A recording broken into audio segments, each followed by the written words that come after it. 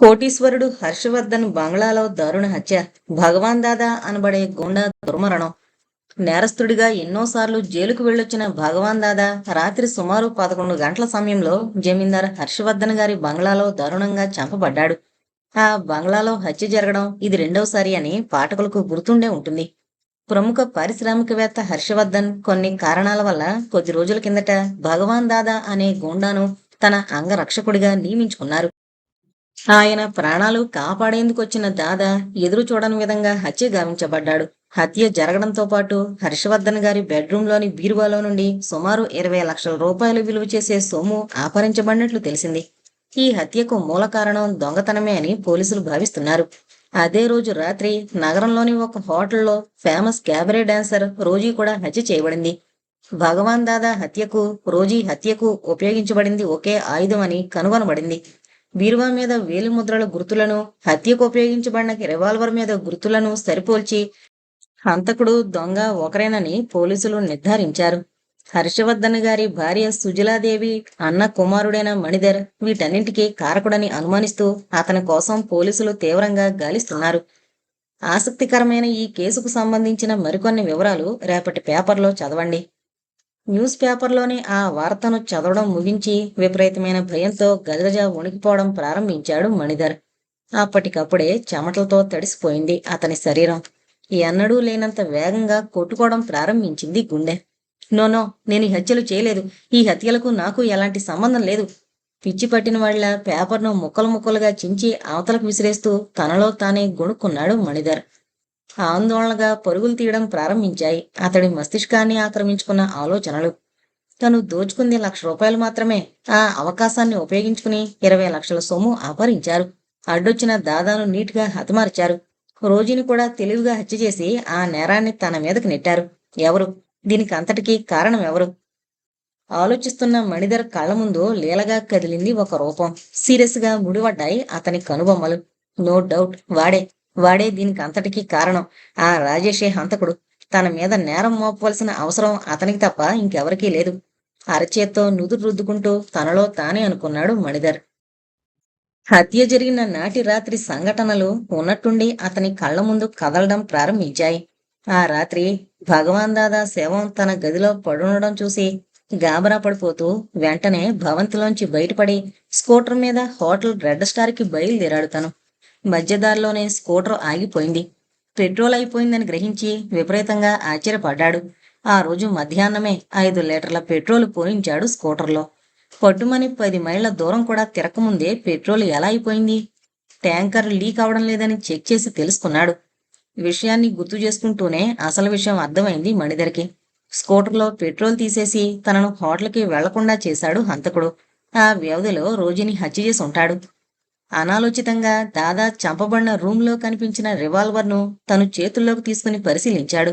అప్పుడు దాని మీద పడిన వేలిముద్రలు చెరిగిపోకుండా చేతులకు గ్లౌజ్ వేసుకుని రోజీని హత్య చేశాడు. ఇప్పుడు ఏం చెయ్యాలి తను? పోలీసులకు సరెండర్ అయ్యి జరిగిందంతా వివరించాలా?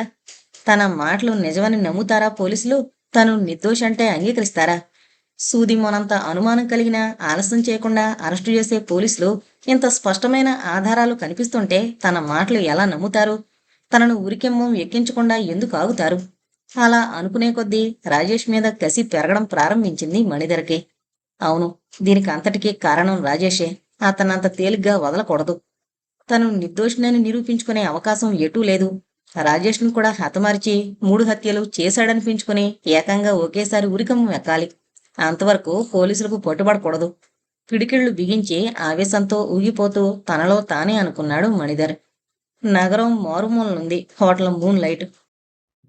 Red light hotel room number 104లో రోజీ చచ్చిపడి ఉండడం చూసిన రాత్రి భయంతో పారిపోయి ఆ హోటల్కొచ్చి తలదాచుకున్నాడు మణిధర్. వచ్చి 2 రోజులైనా గదిలోంచి బయటికి వెళ్లలేదు. ఇప్పుడు రాజేష్ కోసం అన్నిటికీ తెగించి బయటికి వెళ్లాలని నిశ్చయించుకున్నాడు. అప్పుడు సమయం రాత్రి 8 గంటలైంది. చీకట్లు నగరం మీద పూర్తిగా పొరుచుకున్నాయి. గబగబా డ్రెస్సు చేంజ్ చేసుకున్నాడు మణిధర్.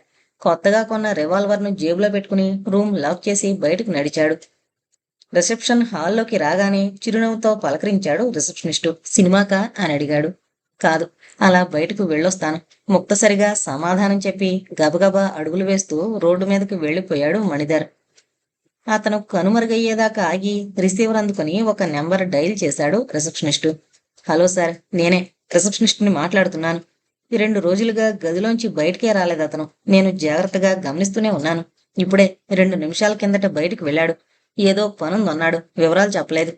అవతల వైపునున్న వ్యక్తితో గబగబా చెప్పాడు రిసెప్షనిస్టు.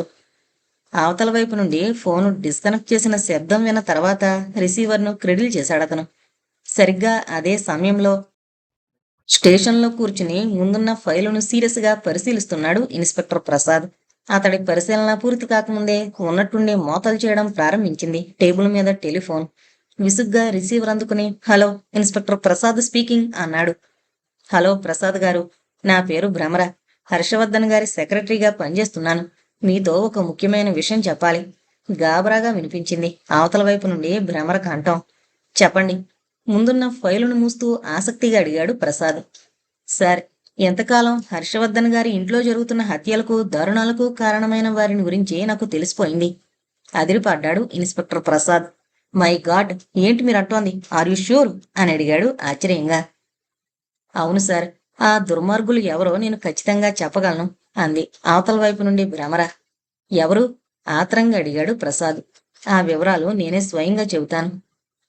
మీరెక్కడి నుంచి మాట్లాడుతున్నారు? ఫ్యాక్టరీ నుంచి. శత్రువులు నన్ను చంపాలని ప్రయత్నిస్తున్నట్టు నాకు అనుమానంగా ఉంది సార్. నేను వెంటనే బయలుదేరి రావాలనుకుంటున్నాను. ప్లీజ్ మీరెక్కడికి వెళ్ళకండి అంది భ్రమర. శరవేగంతో ఆలోచించాడు ప్రసాద్. మిస్ భ్రమర, మీరు ఇక్కడికి రావడం అంత మంచిది కాదు. మీరు చెబుతోంది నిజమే అయితే శత్రువులు 1000 కళ్ళతో మిమ్మల్ని కనిపెట్టుంటారు. మీరు స్టేషన్కి బయలుదేరినట్టు గ్రహిస్తే దారిలోనే మీకు ప్రమాదాన్ని తలపెట్టచ్చు అన్నాడు. అయితే అయితే నన్ను ఏం చేయమంటారు? ఆందోళన ధ్వనించింది భ్రమర కంఠంలో. మీ ఫ్యాక్టరీకి దగ్గరలోనే క్రిస్టియన్ బరియల్ గ్రౌండ్ ఒకటి ఉంది. 15 గంటలో నేను అక్కడికి వస్తాను. ఆలస్యం చేయకుండా, ఎవరికీ అనుమానం రాకుండా మీరు అక్కడికి రండి అన్నాడు ప్రసాద్. అలాగే సార్ అంది భ్రమర. గుడ్ అంటూ రిసీవర్ క్రెడిల్ చేశాడు ప్రసాద్. 1/2 నిమిషం తర్వాత రిసీవర్ అందుకుని ఒక నెంబర్ డైల్ చేశాడు ప్రసాద్. కనెక్షన్ రాగానే అవతల వైపు నుండి మాట్లాడుతున్న వారితో 2 నిమిషాల పాటు ఏదో సీరియస్గా మాట్లాడి ఆ తర్వాత బరియల్ గ్రౌండ్కి బయలుదేరాడు మోటార్ సైకిల్ మీద. నగరం శివార్లలో ఇండస్ట్రియల్ ఏరియాలో నిర్మించబడింది హర్షవర్ధన్ గారి ఫ్యాక్టరీ. దానికి దూరంగా ఉంది క్రిస్టియన్ బరియల్ గ్రౌండ్. 6 గంటలకు ఫ్యాక్టరీ విడిచిపెట్టడంతో నిర్మానుష్యం అయిపోతాయి ఆ పరిసరాలు. సరిగ్గా 8:50 బరియల్ గ్రౌండ్ బయటున్న ఒక చెట్టు కింద మోటార్ సైకిల్ ఆపి కిందకి దిగాడు ఇన్స్పెక్టర్ ప్రసాద్. సిగరెట్ వెలిగించుకుని దమ్ములాగుతూ బరియల్ గ్రౌండ్లోకి పోయి ఒక సమాధి పక్కన నిలబడ్డాడు. వెంట తెచ్చిన పోర్టబుల్ టేప్ రికార్డర్ను 2 సమాధుల మధ్య పెట్టాడు. మెల్లగా గడిచిపోయాయి 3 నిమిషాలు. 4వ నిమిషం జీవం పోసుకుంటుండగా బరియల్ గ్రౌండ్లో కడుగు పెట్టింది భ్రమర. పరుగులాంటి నడకతో వచ్చి ప్రసాద్ పక్కన నిలబడి బరువుగా నిట్టూర్చింది. సార్, నేనే మీకు ఫోన్ చేసిన భ్రమరను నేనే. ముఖం మీద స్వేద బిందువులను కర్చీఫ్తో అద్దుకుంటూ అంది. ఐసి, మీరిక్కడికి రావడం ఎవరైనా చూసారా అడిగాడు ప్రసాద్. లేదు, సిటీలోకి వెళుతున్నట్టే వెళ్ళి అడ్డదారిని ఇక్కడికి వచ్చాను. ఎవరూ చూడలేదు. అయినా వేరే చోటు ఏదీ లేనట్టు ఈ వేళప్పుడు ఇక్కడికి రమ్మన్నారేంటి అడిగింది భ్రమర. చిన్నగా నవ్వాడు ప్రసాద్. మీ మాటలను బట్టి చూస్తే శత్రువులు చాలా తెలివిగలవాళ్ళని అర్థమైంది. వాళ్ళ జాగ్రత్తలను దెబ్బతీయడానికే ఇక్కడికి రమ్మన్నాను. బై మీరు తెలుసుకున్న విషయాలేంటో చెప్పండి అన్నాడు. చెప్పడం మొదలు పెట్టబోతూ ఒక్క క్షణం చుట్టూ చూసింది భ్రమర. ఆమె విపరీతంగా భయపడుతోందని గ్రహించి 2 అడుగులు ముందుకు వేసి ఆమెకు మరింత దగ్గరగా వచ్చాడు ప్రసాద్. మీరు అనవసరంగా భయపడుతున్నారనుకుంటాను. నేనుండగా మీకు ఎటువంటి ప్రమాదం రానివ్వను. చెప్పదలుచుకున్న విషయాలు నిర్భయంగా చెప్పండి అన్నాడు. ఆ మాటలకు కొంచెం ధైర్యం చిక్కినట్టయింది. వెంటనే చెప్పడం ప్రారంభించింది భ్రమర. సార్, నేను హర్షవర్ధన్ గారి దగ్గర చాలా కాలం నుండి పనిచేస్తున్నాను. నేను ఆయన సెక్రటరీని. ఒకప్పుడు ఫ్యాక్టరీకి సంబంధించిన వ్యవహారాల్లో అవసరమైన నిర్ణయాలను తీసుకునే అధికారాలు కూడా నాకు ఇచ్చారు మా బాస్. ఆ గర్వంతోనే కొంతమంది స్మగ్లర్స్తో చేయి కలిపాను. ఎరువుల తయారీ కోసం విదేశాల నుండి దిగుమతి చేసుకునే కొన్ని కెమికల్ బ్యాగ్స్లో హెరాయిన్, బ్రౌన్ షుగర్ వంటి మాదక ద్రవ్యాలను ఉంచి ఇక్కడికి పంపేవారు విదేశాల్లో ఉండే స్మగ్లర్స్. ఎంతో నేర్పుగా వాటిని స్మగ్లర్స్కి అందజేసేదాన్ని. ఈ విషయంలో స్మగ్లర్స్ను బంధించాలని మీ డిపార్ట్మెంట్ ఎంత ప్రయత్నిస్తుందో మీకు తెలియంది కాదు. నేను సహాయపడుతున్న దుర్మార్గులే హర్షవర్ధన్ గారింట్లో జరుగుతున్న దారుణాలకు కారకులని తెలిసింది నాకు. ఎవరికీ తెలియని రహస్యం ఒకటి హర్షవర్ధన్ పూర్వీకుల కాలం నుండి ఆ భవంతిలో ఉంటుందని అందరూ చెప్పుకుంటారు.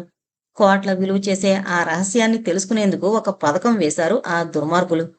లేక పుట్టిన చిరంజీవిని చంపడం ద్వారా హర్షవర్ధన్ గారిని పిచ్చివాణ్ణి చేయాలని వారి ఆలోచన. అందుకు నా మనసు అంగీకరించలేదు. చీకటి వ్యాపారాల్లో వారికి సహాయపడినట్టు దుర్మార్గాల్లో సహాయపడడం నాకు ఇష్టం లేకపోయింది.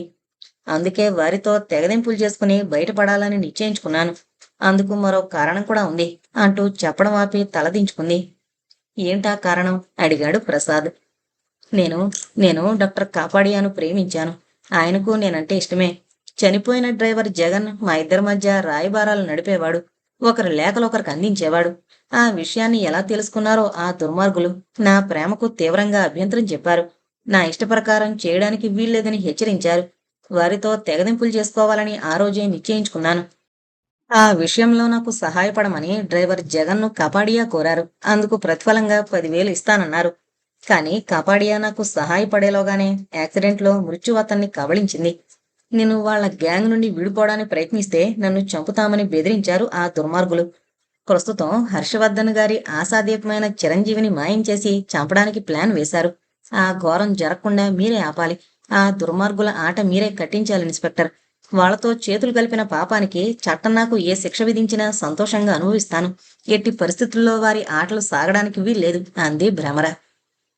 It's all right. పశ్చాత్తాపాన్ని మించిన శిక్ష మరొకటి లేదు. అది సరే, ఈ విషయాలు ఇంకెవరికైనా చెప్పారా? బెల్టులో దోపుకున్న హ్యాండ్ స్టిక్ను చేతుల్లోకి తీసుకుంటూ అడిగాడు ప్రసాద్. లేదు అంది భ్రమర.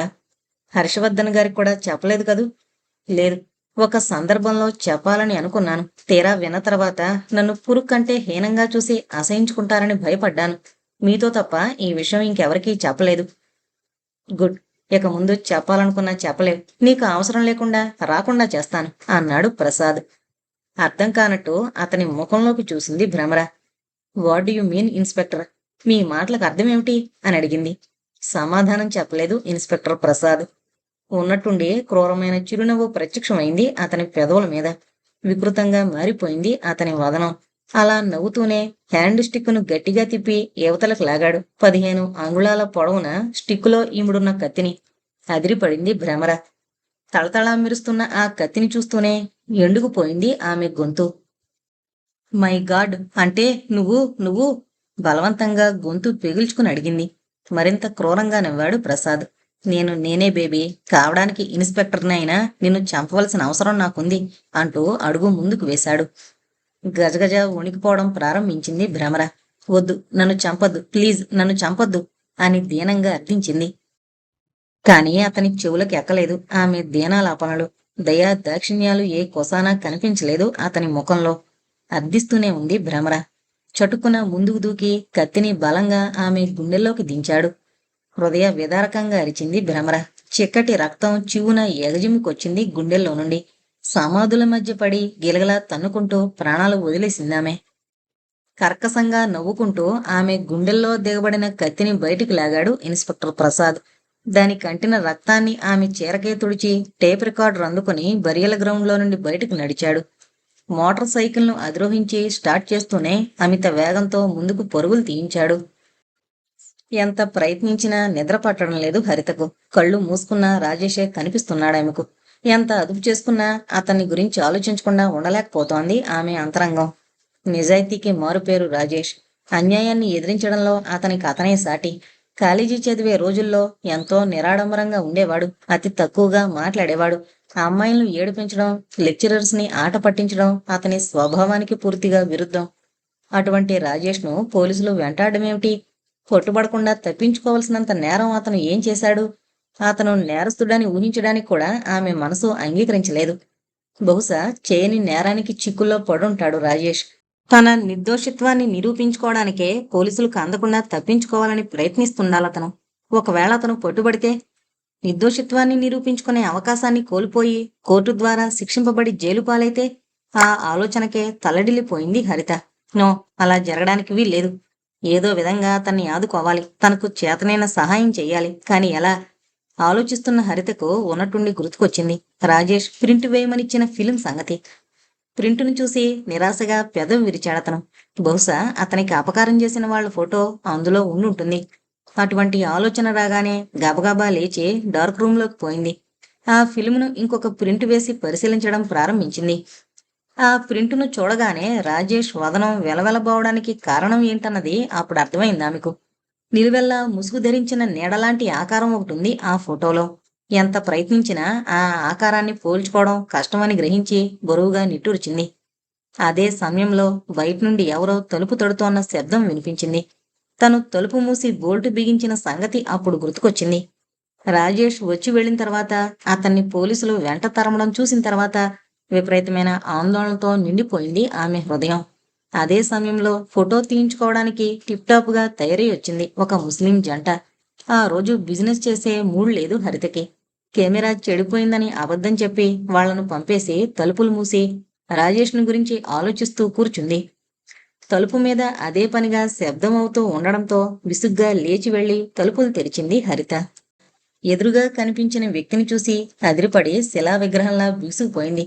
తేరుకున్న వెంటనే కోపం, అసహ్యం ఒక్కసారిగా కమ్ముకున్నాయి ఆమె వదనాన్ని. ఎదురుగా ఉన్న వ్యక్తి ఎవరో కాదు, మణిధర్. తలుపు తెరిచిన వెంటనే హరితను చూసి అతను కూడా కరెంట్ షాక్ కొట్టినట్టు ఫీల్ అయ్యాడు. తన కళ్ళను తానే నమలేనట్లు చూస్తూ అలాగే నిలబడిపోయాడు. హరిత, నువ్వా? తేరుకున్న వెంటనే పలకరించాడు మణిధర్. సమాధానం చెప్పలేదు హరిత. అసహ్యంగా చూస్తూ ముఖం పక్కకు తిప్పుకుని విసవిస లోపలకు నడిచింది. హరిత, ప్లీజ్ నా మాట విను అంటూ ఆమెను అనుసరించాడు మణిధర్. నీలాంటి నైవంచుకుడి మాటలు వినాల్సిన అవసరం నాకు లేదు. మర్యాదగా బయటికి నడు. గెటౌట్ అరిచింది హరిత. నువ్వు నన్ను అసహించుకున్నా, మెడపట్టి బయటికి గెంటాలనుకున్నా చెప్పవలసింది చెప్పకుండా నేను ఇక్కడి నుంచి కదలను. మణిధర్ సీరియస్గా అరిచింది హరిత. అవును హరిత, నా కారణంగా నీకు అన్యాయం జరిగిన మాట నిజమే. కానీ కావాలని నీకు ద్రోహం చేయలేదు. కేవలం మా బావగారి ఆస్తిని చేజిక్కించుకోవాలనే నిన్ను కొంతకాలం దూరంగా ఉంచాలని అనుకున్నాను. కానీ నా దురాశకు తగిన శిక్ష విధించాడు ఆ భగవంతుడు. త్వరలో ఉరికంబానికి వెళ్లబోతున్న నేను నిన్ను క్షమించమని అడిగే అర్హత కూడా కోల్పోయాను అన్నాడతను. ఆశ్చర్యంగా చూసింది హరిత. అప్పుడు పూర్తిగా గమనించింది అతన్ని. చెమటలతో తడిసిపోయింది అతని శరీరం. నలిగిపోయున్నాయి దుస్తులు. ఇది అని చెప్పడానికి వీలు కాని భయం స్పష్టంగా కనిపిస్తోంది అతని కళ్లల్లో. ఏం జరిగింది? నేనిక్కడున్నానని నీకెలా తెలిసింది అని అడిగింది మెల్లగా. జరిగిందంతా క్లుప్తంగా ఆమెకు వివరించాడు మణిధర్. నిజానికి నువ్విక్కడున్నావని నాకు తెలియదు. దీనికంతటికీ కారకుడైన దుర్మార్గుడు ఆ రాజేష్. కొద్దిసేపటి కిందట లోపలికి రావడం చూసి అతని కోసం దూరంగా ఉన్న సందులో మాటు వేశాను. ఈలోగా పోలీసులు రావడంతో భయపడి పారిపోయాడు. కొంతసేపు అక్కడక్కడా తిరిగి ఇక్కడికి చేరాను. ఈ పరిసరాల్లో పోలీసులు కనిపించకపోవడంతో రాజేష్ని గురించి అడిగి తెలుసుకుందామని ఇక్కడికొచ్చాను అన్నాడు. ఆ మాటలు వింటూనే ఆందోళన పడింది హరిత. ఈ హత్యలు రాజేష్ చేశాడంటే నేను నమ్మను. అతను హంతకుడు కాదు అంది. హరిత, రాజేష్ నీకు తెలుసా? అతను ఈ హత్యలు చేయలేదని అంత ఖచ్చితంగా ఎలా చెప్పగలవు అని ఆశ్చర్యంగా అడిగాడు మణిధర్. విసుగ్గా చూసింది హరిత. నీలాగా ఏ ఎండకు ఆ గొడుగు పట్టే రకం కాదు రాజేష్. డబ్బు కోసం ఎంతటి నీచానికైనా పాల్పడే అలవాటు అతనికి లేదు. తన కారణంగా ఎవరికి హాని జరిగినా సహించలేని రాజేష్ ఈ హత్యలు చేశాడంటే నేనే కాదు, అతని గురించి తెలిసిన వాళ్ళెవరైనా సరే నమ్మరు అంది. ఆలోచనలో పడ్డాడు మణిధర్. అరచేత్తో నుదురు రుద్దుకుంటూ భగవాన్ దాదా రోజీలు చంపబడిన నాటి రాత్రి జరిగిన సంఘటనలు మళ్లీ ఒకసారి గుర్తు చేసుకున్నాడు. ఉన్నట్టుండి గుర్తుకొచ్చింది అతనికి అంతవరకు మరిచిపోయిన విషయం ఒకటి. విచిత్రంగా మెరిశాయి అతని కనులు. ఎస్, ఆధారం దొరికింది. హంతకుణ్ణి పట్టుకోవడానికి అవసరమైన ఆధారం నా దగ్గరుంది అంటూ తనలో తానే గొణుక్కోవడం ప్రారంభించాడు. ఏంటి మణిధర్, నీలో నువ్వే ఏంటి మాట్లాడుకుంటున్నావు అడిగింది హరిత. అవును హరిత, ఆవేశంలో తప్పుదారి పట్టి రాజేష్ను అనుమానించేటట్టు చేశాయి నా ఆలోచనలు. డబ్బు కోసం భగవాన్ దాదాను చంపినా రోజీని చంపాల్సిన అవసరం అతనికి లేదు. ఆ ఇద్దరిని చంపడానికి ఉపయోగించిన ఆయుధం ఒకటే కాబట్టి ఆ అవకాశం అతనికి లేదు. అంతేకాదు, ఆ రోజు రాత్రి నేను రోజీని కలుసుకోబోతున్నట్టు రాజేష్కి తెలీదు. గబగబా చెప్పాడతను. అది సరే, నీ సంగతేంటి? నువ్వు ఈ హత్యలు చేయలేదు అనడానికి ఆధారం ఏమిటి అడిగింది హరిత. ఉంది హరిత. హత్యా ప్రదేశంలో కనిపించిన రివాల్వర్ను చేతులతో తాకడం నేను చేసిన పొరపాటైతే, ఆ ప్రదేశంలో కనిపించిన ఒక ఉంగరాన్ని అప్రయత్నంగా జేబులో వేసుకోవడం ఇప్పుడు నాకు మంచిదైంది. అసలు హంతకులెవరో తెలుసుకోవడానికి ప్రస్తుతం అదే నాకు ఆధారం అంటూ ప్యాంటు బెల్ట్కి అడుగునున్న సీక్రెట్ అరలోంచి ఉంగరాన్ని ఒకదాన్ని బయటకు తీశాడు అతను. ఆ ఉంగరాన్ని అందుకుని పరిశీలించి చూసింది. ఎర్రటి రాళ్లు పొదగబడి వి అన్న ఇంగ్లీషు అక్షరం ఉంది ఆ ఉంగరం పైన. మణిధర్, నీ స్నేహితుల్లో కాని మీ బంధువుల్లో కాని వి అక్షరంతో మొదలయ్యే పేరు గలవాళ్ళు ఎవరైనా ఉన్నారా? 2 నిమిషాల తర్వాత అతని ముఖంలోకి చూస్తూ అడిగింది హరిత. సిగరెట్ వెలిగించి దమ్ములాగుతూ తీవ్రంగా ఆలోచించాడు మణిధర్. 2 నిమిషాల తర్వాత ఉన్నట్టుండి విచిత్రంగా మెరిశాయి అతని కనులు. సన్నని చిరునవ్వు ప్రత్యక్షమైంది అతని పెదవుల మీద. థ్యాంక్యూ హరిత, థ్యాంక్యూ వెరీ మచ్. నీ మాటలు నా బుర్రకు పదును పెట్టాయి. తీగను లాగి వదిలావు. ఇక డొంకంతా కదిలించడం ఎలాగో నాకు తెలుసు. నా అనుమానం నిజమైతే ఈ దారుణాలన్నింటికీ కారకుడు ఆ ఉత్సాహంగా అన్నాడు మణిధర్. ఇంకా పూర్తి కాలేదు అతని మాటలు. ఉన్నట్టుండి అడుగుల శబ్దం అతి దగ్గరగా వినిపించడంతో ఉలిక్కిపడి వెనుతిరిగారిద్దరు. తిరిగి తిరగకముందే ఫట్ ఫట్మని శబ్దం చేస్తూ వారి తలల మీద బలంగా పడ్డాయి 2 దెబ్బలు. జివ్వుమన్నాయి నరాలు. ఒక్కసారిగా బైర్లు కమ్మాయి కళ్ళు. బాధగా అరవాలని ఇంత లావున తెరిచిన నోటిని తెరిచినట్టే ఉంచి స్పృహ తప్పి నిల్చున్న చోటనే నేల కొరిగిపోయారు హరిత, మణిధర్లు. ఒకరికేసొకరు చూసుకుని వికృతంగా నవ్వుకున్నారు. రోళ్లకర్రతో బాది వాళ్లను స్పృహ తప్పించిన గూండాలు. రోళ్లకర్రలను అవతలకి విసిరి వెంట తెచ్చిన నైలాన్ తాళ్లతో ఆ ఇద్దరి కరచరణాలు బంధించారు. ఇద్దరినీ చెరొక భుజం మీదకి ఎత్తుకుని స్టూడియో వెనకున్న ద్వారం గుండా బయటకొచ్చారు.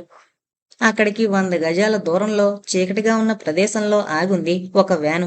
అటు ఇటూ తిరుగుతున్న పౌరుల కంట పడకుండా ఆ ఇద్దరిని వ్యాన్లోకి చేర్చారు ఆ గూండాలు. ఆ వెంటనే స్టార్ట్ అయ్యి ముందుకు పరుగులు తీయడం ప్రారంభించింది ఆ వ్యాన్.